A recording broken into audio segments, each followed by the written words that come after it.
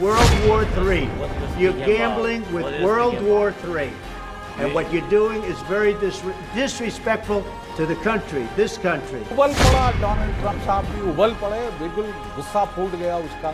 मैं समझता हूँ चीन मेन दुश्मन है, मेन कंपेटिटर है, मेन टारगेट है, उसको कंटेन करना है, तो मैं दोनों से इकट्ठे क्यों लड़ूं? देखिए ज़ेलेंस्की साहब ये बड़ी बिटर रियलिटी भूल गए कि अमेरिका उनको अपनी रूस के साथ प्रॉक्सी वॉर में एक टूल, एक औजार की तरह इस्तेमाल कर रहा था। आप जानते हैं कि पिछले 30 सालों से अमेरिका और यूरोप निरंतर नेटो की सीमाएं रूस की तरफ बढ़ाते जा रहे हैं। प्रॉक्सी वॉर रूस के खिलाफ लड़ी अमेरिका ने टू द लास्ट यूक्रेनियन, कि हम तो साहब आखिरी यूक्रेनियन तक लड़े, हम नहीं लड़ेंगे, हम बूट्स ऑन द ग्राउंड नहीं, हम अपने हाथ गंदे नहीं करेंगे। 8 मिलियन देश से बाहर के देशों में भाग गए।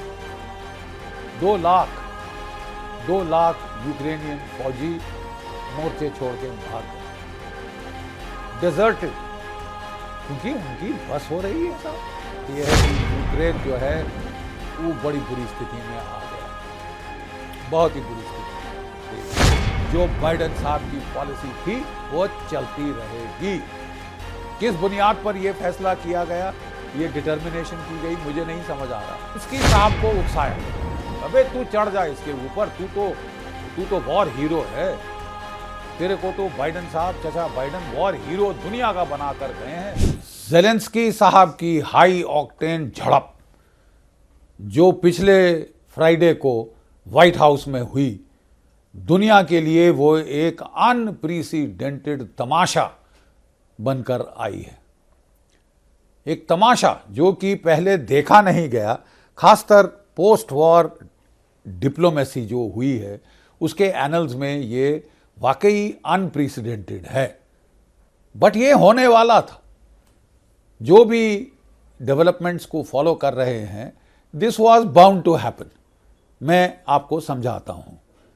देखिए, इस वारदात में सबसे पहले तो सब देशों के लिए एक बहुत अहम लेसन है, एक बहुत अहम सबक है, और वो ये है कि अगर आप चाहते हैं कि लोग दुनिया के हाई टेबल पर आपसे इज्जत से पेश आएं, बराबरी से पेश आएं, तो आपको क्रिटिकल वेपन सिस्टम्स में औटार्की लानी ही होगी। आपको आत्मनिर्भरता अपने डिफेंस के मामलों में लानी ही होगी। अगर आप औरों पर निर्भर हैं तो आपको खरी खोटी सुनने के लिए तैयार रहना पड़ेगा। Beggars can't be choosers. भिखारी चूज नहीं करते कि ये करूं, वो करूं, ये कर सकता हूं। उनको जो दाता है, जो देता है, वो उनको उसकी करनी पड़ती है। ज़ेलेंस्की साहब ये बड़ी इंपॉर्टेंट चीज भूल गए, बहुत ही अहम चीज को वो उन्होंने दरकिनार कर दिया। देखिए, ज़ेलेंस्की साहब ये बड़ी बिटर रियलिटी भूल गए कि अमेरिका उनको अपनी रूस के साथ प्रॉक्सी वॉर में एक टूल, एक औजार की तरह इस्तेमाल कर रहा था। जो बाइडेन साहब का ख्वाब था कि मैं एशिया से पिवट कर कर यूरोप को पिवट करूंगा, एशिया से हटकर मैं यूरोप की तरफ तवज्जो दूंगा, क्योंकि मेरी नज़रों में रूस मेरा सबसे बड़ा जानी दुश्मन है और चीन को मैं उससे कम थ्रेट समझता हूं। तो उन्होंने कहा कि मैं तो रूस को तबाह करके छोड़ूंगा, और इसके लिए उन्होंने पूरी ये व्यू रचना करी कि कैसे यूक्रेन के जरिए जो है रूस को उकसाया जाएगा, तब तक उकसाया जाएगा जब तक वो हमला ना करे। जैसे ही वो हमला करता है, वो जो बड़ी ट्राइड टेस्टेड प्लेबुक है उसे अनलीश कर दिया जाएगा। जैसे याद रहे गल्फ वॉर 1 में इराक के खिलाफ, इराक को उकसाया, बोला कि हां तुम कर लो, हमला कर लो कुवैत पे, हमारा कोई इससे लेना देना नहीं, और जैसे ही उसने किया, this will not stand, he is the aggressor, इसको तो सबक सिखाना होगा, इत्यादि इत्यादि। तो यही प्लेबुक चलाई गई थी यूरोप के अंदर। आप जानते हैं कि पिछले 30 सालों से अमेरिका और यूरोप निरंतर नेटो की सीमाएं रूस की तरफ बढ़ाते जा रहे हैं। कोई 30 देशों के ऊपर उन्होंने अपना वर्चस्व जमा लिया, कब्जा कर लिया, और रूस इससे घबरा गया। रूस ने कहा कि साहब वॉर्सो पैक्ट तो हमने डिसॉल्व कर दिया, अब नेटो की जरूरत क्या है, आप क्यों हमारी तरफ बढ़े आ रहे हैं। और फिर घबरा कर उन्होंने बोला साहब हमारी रेड लाइंस हैं जॉर्जिया और यूक्रेन, अगर आपने इस सीमा रेखा को पार किया तो साहब फिर तो युद्ध होगा। क्योंकि रूस फ्लैट कंट्री है, अफोर्ड नहीं कर सकती, उसको बफर जोन चाहिए अपने और दुश्मनों के बीच में। 2 बार उस पर विभीषण हमले हो चुके हैं उसे बर्बाद करने के लिए। नेपोलियन ने किया था 18वीं सदी में, और फिर हिटलर ने किया 20वीं सदी में, ठीक है साहब। और उसके चलते 25 मिलियन लोगों का नुकसान हुआ रूस को। उनको इतनी जो है वो कुर्बानी देनी पड़ी, 25 करोड़ लोगों की आबादी की। तो नेचुरली रूस जो बोले दूध का जला छाछ से डरता है, उन्होंने रिलेंटलेस वहां एडवांस किया। उसने बोला यूक्रेन जॉर्जिया मेरी रेड लाइन है, मत पार करिए प्लीज। उन्होंने दोनों में मैदान कू कराए, दोनों में तख्ते पलट किए और वहां अपनी टांग घुसेड़ी। और जहां उसने जॉर्जिया में किया तो रूस ने एकदम पलटवार किया। दिस इज नॉट एक्सेप्टेबल, सीधी बात। और 4 दिन में उसने जॉर्जिया को खत्म कर दिया था। 2014 में उन्होंने फिर जब ये छेड़खानी शुरू करी, उसने क्रीमिया को पकड़ लिया। उसको उसी वक्त बाकी यूक्रेन भी पकड़ लेना चाहिए था कि कोई डिफेंस नहीं था उस वक्त रूस के पास। लेकिन क्रीमिया से अर्ली वार्निंग मिल गई। अमेरिका, यूरोप ने उसको बिल्डअप मिलिटरीली करना शुरू किया, ट्रेन करना शुरू किया, उकसाया कि लड़ो, रूस से लड़ो, हम तुम्हारे साथ हैं, वी हैव योर बैक। और इस उकसावे के चलते ज़ेलेंस्की ने, जो रूसी मूल के लोग थे दोनेत्स्क में, लुहांस्क पे, उन पे अत्याचार करने शुरू किए, उन पे हमले शुरू किए। रूस ने पहले प्रॉक्सी वॉर से फाइट किया और फिर साहब वो उसने कह दिया कि साहब 10 फार नो फर्दर, अब युद्ध होगा। ठीक है साहब। वो मिन्स्क में उसका बेवकूफ़ बनाया गया बेचारे पुतिन साहब का। उनको आश्वासन दिए गए कि नहीं, कुछ नहीं, ये नहीं, वो नहीं। और उसका बाद में मेर्केल ने बोला, एंजेला मेर्केल ने, कि साहब हम तो समय गेन कर रहे थे यूक्रेन की फौज को तैयार करने के लिए। तो साहब असलियत तो ये है। और इन्होंने रूस को वहां तक उकसाया जहां तक ये हमला करने पे मजबूर ना हो जाए। और उसके बाद एग्रेसर है, ये नैरेटिव पूरी दुनिया में चला दिया है कि रूस ने एग्रेशन की है। करवाई किसने है साहब? आपने करवाई है, जानबूझकर करवाई है, क्योंकि आप युद्ध चाहते थे। और युद्ध में आप यूक्रेन को मोहरा बनाना चाहते थे कि हम बैटरिंग रैम जैसे कि किले की दीवार तोड़ने के लिए वो बड़े बड़े पिलर का इस्तेमाल किया जाता है, बैटरिंग रैम जिसको बोलते हैं, वो तो टूट ही जाता है, सर उसका चूर चूर हो जाता है, लेकिन उसका इस्तेमाल किया जाता है किले की दीवार तोड़ने के लिए, किले के दरवाजे तोड़ने के लिए। बैटरिंग रैम के तौर पे इस्तेमाल किया। प्रॉक्सी वॉर रूस के खिलाफ लड़ी अमेरिका ने, टू द लास्ट यूक्रेनियन, कि हम तो साहब आखिरी यूक्रेनियन तक लड़े, हम नहीं लड़ेंगे, हम बूट्स ऑन द ग्राउंड नहीं कर, हम अपने हाथ गंदे नहीं करेंगे साहब, यूक्रेन को मरवाएंगे। यूक्रेन एक्सपेंडेबल है, हु केयर्स। अब ज़ेलेंस्की साहब को तो केयर करना चाहिए था ना साहब, उनको तो ये साफ दिख जाना चाहिए था। देखिए कई देश ऐसे हैं जो अपनी जियो लोकेशनल पोजीशन का एडवांटेज लेना चाहते हैं, अपनी टेरिटरी को रेंट आउट करके किसी एक्स्ट्रा रीजनल पावर को, कि जो मेरा नेबर है आप उसका बैंड बजाओ, मैं वाह वाह करूंगा, मैं पूरी इमदाद करूंगा। पाकिस्तान ने ये किया साउथ एशिया में। पहले तो सीटो सेंटो का मेंबर बन गया, उसके बाद साहब अफगानिस्तान की लड़ाई में उसने अपने आप को, जियाउल हक ने फ्रंटलाइन स्टेट ऑफर किया और काफ़ी कुछ खसोटा अमेरिकन से, बिलियंस ऑफ डॉलर्स खा गए अमेरिकन के, और काफ़ी फ्री के फंड के हथियार लिए, 80 F-16 जहाज़ लेके चौड़े हो रहे हैं आज के दिन। ठीक है, फ्री फंड फोकट के, और फिर जाके चीन से मिल गए साहब। ठीक है, तो यही हाल तकरीबन यूक्रेन का हुआ है कि जो भी लोग अपनी टेरिटरी को रेंट आउट करते हैं एक्स्ट्रा रीजनल पावर्स को, ग्लोबल पावर्स को, दो औरों की लड़ाई लड़ने के उसमें अपनी लड़ाई बना लेते हैं, वो सफ़र करते हैं।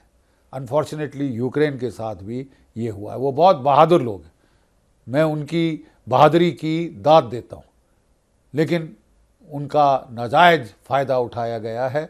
उनको डोनाल्ड ट्रंप के जो प्रीडिसेसर थे जो बाइडेन साहब, उन्होंने एक बैटरिंग रैम की तरह इस्तेमाल किया है, एक टूल की तरह इस्तेमाल किया to fight Russia to the last Ukrainian. और कैसे किया साहब? उस ज़ेलेंस्की साहब उनको एक अच्छा मोहरा मिल गए। ज़ेलेंस्की साहब की इलेक्शन हुई थी इस बुनियाद पे कि मैं रूस के साथ शांति बहाल करूंगा, कि मैं ज्यू हूं और ये हूं और वो हूं और मैं रूस के साथ शांति बहाल करूंगा। शांति बहाल करना तो दरकनार, उन्होंने तो रूस के खिलाफ युद्ध छिड़वा के ही छोड़ा। ठीक है साहब। और उनको युद्ध लड़ाने के लिए जो बाइडेन साहब थे और उनकी जो डीप स्टेट थी, उन्होंने अच्छा खासा उनको मीडिया बिल्डअप दी। वो जानते थे कि ये कॉमेडियन है, टीवी एक्टर है, इसको बड़ा शौक है कैमरास के सामने आने का। और दुनिया के कैमरास के सामने उन्होंने उसका तो वॉर डांस करा दिया ज़ेलेंस्की का, कि क्या ग्रेट वॉर लीडर, क्या रहनुमा, क्या ये सैन्य कमांडर हमको मिला है, गॉड्स गिफ्ट टू मैनकाइंड, जो कि पूरे यूरोप को, अमेरिका को बचा रहा है रूस से। और थोड़ी देर इस टाइप की media coverage, high octane media coverage, high profile media buildup के बाद ये तो ज़ेलेंस्की साहब के सिर को चढ़ गई। उनको लगा वाकई में मैं तो कोई मसीहा हूं जो बचाने आया है यूरोप को। उनको बोला तुमको लड़ने की जरूरत नहीं साहब, हम लड़ने मरने को तैयार हैं, हथियार देते जाओ, बस एमुनेशन देते जाओ, मैं लड़े जाऊंगा, आखिरी यूक्रेनियन तक लड़ूंगा साहब। आखिरी यूक्रेनियन की स्थिति अफसोस आ रही। 1 मिलियन यूक्रेनियंस मारे जा चुके हैं, 8 मिलियन देश से बाहर के देशों में भाग गए हैं, 2 लाख यूक्रेनियन फौजी मोर्चे छोड़ के भाग गए, डेजर्टेड, क्योंकि उनकी बस हो रही है साहब। कोई अंत बेअंत लड़ाई, मीट ग्राइंडर वॉर, जिसमें मीट उनके पास उतना है नहीं जितना रूस के पास है, हथियार उनके पास उतने हैं नहीं जितने रूस के पास हैं।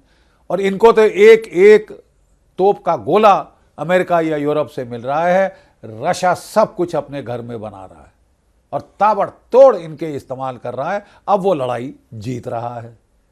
बाइडेन साहब तिल मिला गए, यूरोप तिल मिला गया कि दुनिया के सामने हमारी नाक कटेगी साहब, हम बड़ा रूस को तहस नहस करने गए थे।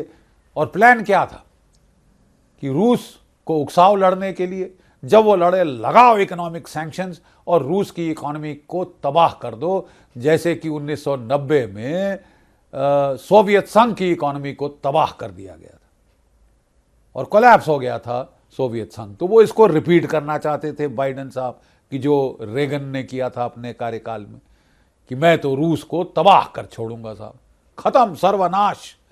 और तो पुतिन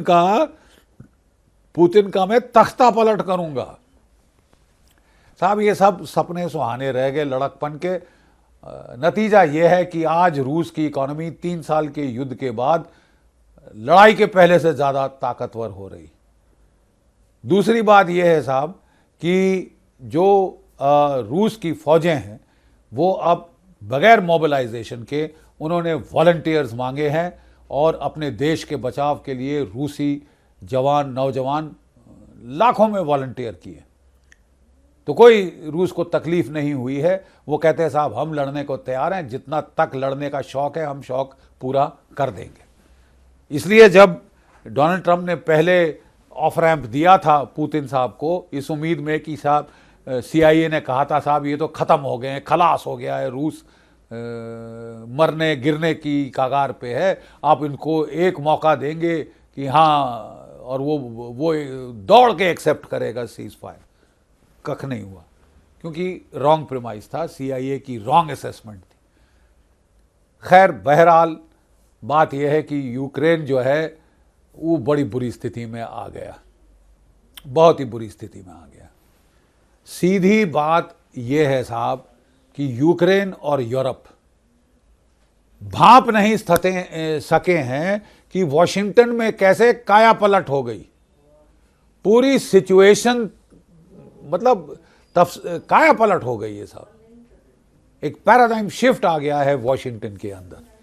जो बाइडेन साहब का फलसफा था कि मैं पिवट बैक करूंगा एशिया से यूरोप, मैं दोनों से लड़ सकता हूं, चाहे चीन चाहे रूस। और ऐसे जो हेकड़ी में उन्होंने रूस और चीन को इकट्ठा कर दिया, अपने दुश्मनों को इकट्ठा कर दिया, जो कि स्ट्रेटेजिकली एक भारी भूल है। It's very silly stupid geopolitics to fight all your enemies together. वहां पे चीन, वहां पे रूस, वहां पे मिडिल ईस्ट में युद्ध ही युद्ध छेड़ दिए चारों तरफ। वो प्रेसिडेंट ने जिन्होंने अपनी टर्म शुरू की थी कि मैं अफगानिस्तान से फौजें हटा के छोड़ूंगा, 2 दिन में हटनी पड़ेंगी, गदर मचा दिया साहब, नाक कटा दी अमेरिका की। ये वो किस लिए? क्योंकि वो रूस से लड़ना चाहते थे। He wanted to fight with Russia, he wanted to destroy Russia economically, he wanted to have a coup and get rid of Vladimir Putin. सब के सब धरे रह गए साहब, सब के सब धरे रह गए। डोनाल्ड ट्रंप इलेक्शन जीत गए हैं। ये रियलिटी चेक अभी तक ना यूक्रेन में हुआ है ना यूरोप में हुआ है। यूरोप में, यूक्रेन में सोच थी कि डीप स्टेट है अमेरिका की जो हावी हो जाएगी डोनाल्ड ट्रंप पर, वो उनको अपनी मनमानी नहीं करने देगी। जो बाइडेन साहब की पॉलिसी थी वो चलती रहेगी। किस बुनियाद पर यह फैसला किया गया, ये डिटर्मिनेशन की गई, मुझे नहीं समझ आ रहा। लेकिन साहब उनके एक्शन से साफ जाहिर है कि लड़ाई तो साहब चलती रहेगी, क्योंकि बाइडेन साहब चाहते थे। चचा बाइडेन तो गए, अब आपको डोनाल्ड ट्रंप से डील करना है। और डोनाल्ड ट्रंप कोई कच्ची गोलियां नहीं खेली, एक टर्म वो भुगत चुके हैं, वो समझ चुके हैं क्या करना था, वो शुरू से तैयारी करके आए हैं। आते ही 200 प्रेसिडेंशियल ऑर्डर साइन कर दिए हैं। He has a clear design, he has a clear grand strategic design. क्या है डोनाल्ड ट्रंप का ग्रैंड स्ट्रेटेजिक डिज़ाइन? साहब वह जो है वो करना चाहते हैं जो रिचर्ड मलाउस निक्सन और किसिंजर ने किया था 1971 में। क्या किया था साहब? सोवियत संघ और चीन की जो अलायंस थी उसको तोड़ दिया था। चीन की तरफ आउटरीच की थी, चीन के साथ रिप्रोचमा किया था और सोवियत संघ को अलग थलग कर दिया था। डोनाल्ड ट्रंप ठीक यही चीज रिपीट करना चाहते हैं विपरीत में, यानी वो चाहते हैं to reset relations with Russia. वो चाहते हैं रशिया की तरफ दोस्ती का हाथ बढ़ाना, उसे चीन से अलग करना, अलग थलग करना। ये जो दोनों इकट्ठे हो गए हैं और 2 फ्रंट वॉर सिचुएशन में अमेरिका को डाल दिया है, जो कि बेवकूफ़ी है। हेनरी किसिंजर ने कहा था कि it should be settled maxim for American foreign policy never to take on more than 1 major Asian power at a time. यानी कि यह फलसफा होना चाहिए अमेरिकन फॉरेन पॉलिसी का कि एशिया के अंदर वो 2 बड़ी महाशक्तियों से इकट्ठा ना लड़े, एक एक कल के लड़े। ठीक है साहब। और इसके चलते डोनाल्ड ट्रंप ने बिल्कुल सही फैसला लिया है, जो कि प्रोफेसर मीर शाइमर कह रहे हैं, जेफरी साक्स और जो जियोपॉलिटिकल पंडित सब कह रहे हैं कि साहब ये बेवकूफ़ी थी डोनाल्ड ट्रंप के प्रीडिसेसर साहब की, जो बाइडेन साहब की। ज़बरदस्त बेवकूफ़ी थी कि सबसे लड़ेंगे, इकट्ठे लड़ेंगे, सबसे जीत जाएंगे। I mean sounds good, practically ये फीजिबल नहीं है साहब। और ये तो दिख गया, साफ दिख गया। सारे ग्रैंडोइज प्लान कि हम रशिया की इकोनॉमी तबाह कर देंगे, रशिया को तोड़ देंगे, टुकड़े टुकड़े कर देंगे। आई मीन अच्छा है, ख्याल अच्छा है, दिल बहलाने को गालिब। ये ग्राउंड पे पॉसिबल नहीं था और नहीं हुआ है, और केवल अमेरिका ने अपने सारे दुश्मनों को इकट्ठा कर दिया। ये बाइडेन साहब की अचीवमेंट थी।